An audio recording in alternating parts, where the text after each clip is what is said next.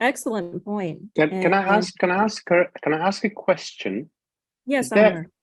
is there an alleyway to the International Court of Justice, of the Criminal Court of Justice, I'm sorry, International Criminal Court? Is there a way that I'm not the person that, I literally, that's not my expertise. We need to find somebody who knows about that and ask them. And that, I'm sorry, that's not me. okay. Can I come in on this one with a very short reply to Yes, Amr? please. Yes. The problem is that Egypt is not a signatory to the Rome Statute. And after the coup, immediately, it is one of the things we worked on, and one which I was particularly concerned with, to try to ensure that lawyers here in the UK moved on this issue and took it to the ICC. But we constantly came up against this problem. The Rome Statute could have been signed in that 1 year in 2012 under the late President Morsi, but it didn't happen. Obviously, there were so many things happening. They didn't become a signatory, and that is a major block. But that doesn't mean that we can't try to pursue much more vigorously the issue of international jurisdiction. And the United Nations is going to be difficult, the United Nations Human Rights Council, because some of the dominant countries there are, or the countries that are part of it, are very much against us. But I certainly think that the international jurisdiction route, not an easy one, but one which we can work on much more, as I say, vigorously. Is it possible? I'm sorry. I'm sorry. I just want to follow this through, because that's, yes, I think, is a very and valid, I will comment after you. Then that is it possible that victims who are living in countries that are signatories to Rome statute sue the oppressors, the officers that they have that perform torture upon them, and possibly do this in a few countries, and then get these court cases up to the ICC? Is that something that can be done? Again, I'm not a lawyer, but they can certainly do it in European countries and yes, in the European Court of Human Rights. And there is one which we can follow up later, is the Syrian case of the Syrian torturers, more recently in Germany. And that, I think, is a model for us to pursue. The problem we faced thus far is they are constantly giving immunity.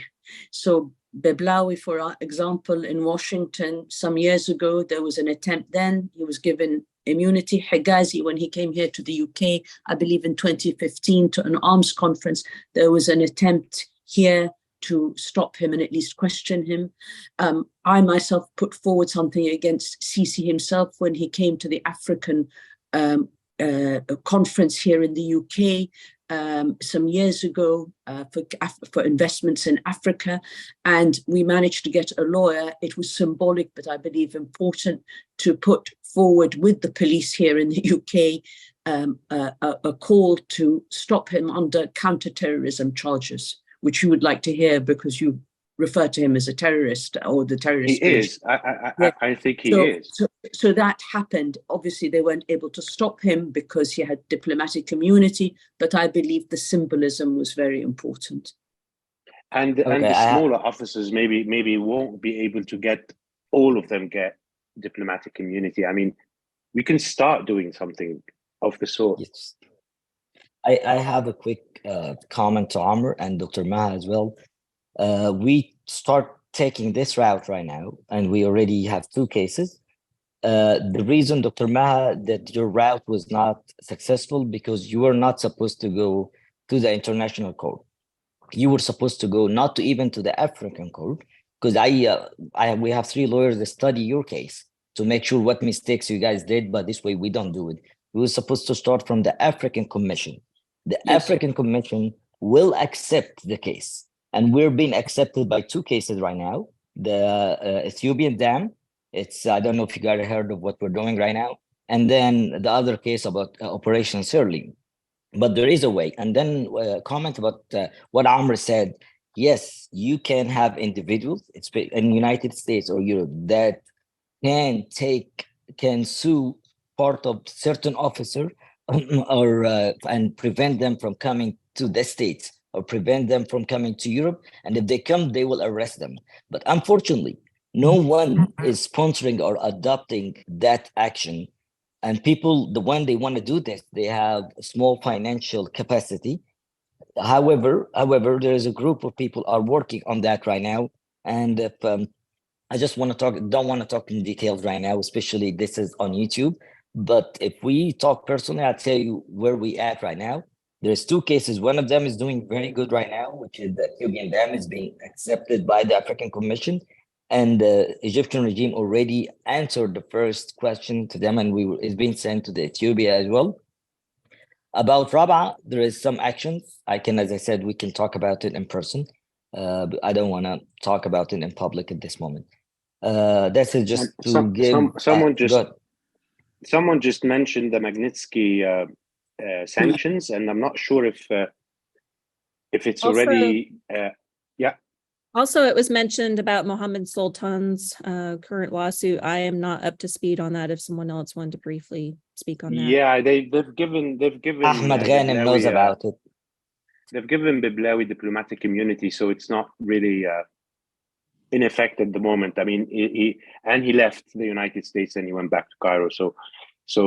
But whilst he was there and the case had started, the American government gave him diplomatic immunity, and that in a way just stopped the effectiveness of even an interrogation or any results for the case.